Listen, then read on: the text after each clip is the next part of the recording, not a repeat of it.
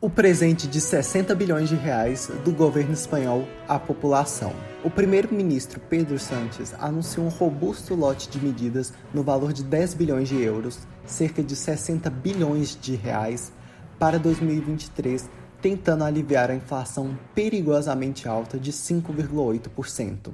Apesar de ser bem mais elevada que os 2% registrados comumente antes da guerra na Ucrânia, é a mais baixa da União Europeia e a sétima menor dentre as grandes economias mundiais, segundo a Trend Economics.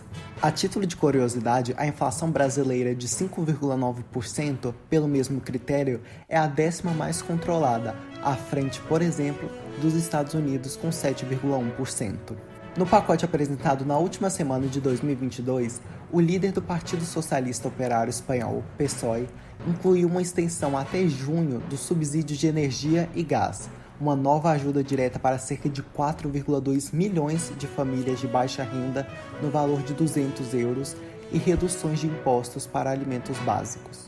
O governo também concordou em acabar com o desconto geral dos combustíveis por entender que favorecia especialmente famílias de alta renda e direcionar a ajuda aos setores de transporte e agricultura, e estender o limite de aumento do aluguel de 2% até o final deste ano.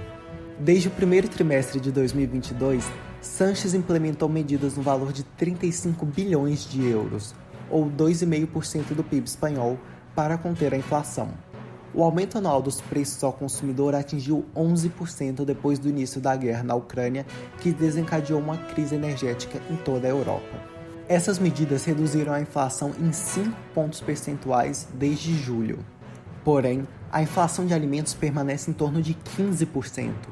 Por isso, o governo de coalizão anunciou que o imposto sobre a venda de alimentos básicos, como pão, queijo, frutas e vegetais, será zerado, e o imposto sobre óleos e massas vai variar entre 5% e 10%. O desconto geral de combustível de 0 centavos de euro por litro foi a medida mais cara, e encerrá-lo economizará ao governo um valor anual estimado em cerca de 6 bilhões de dólares. Além disso, o governo de esquerda anunciou o pagamento de um auxílio no valor de 300 milhões de euros para agricultores para compensar o aumento dos custos de fertilizantes. Concedeu desconto de 30% ou gratuidade em alguns transportes públicos e prorrogou por 6 meses a suspensão de despejos de famílias vulneráveis.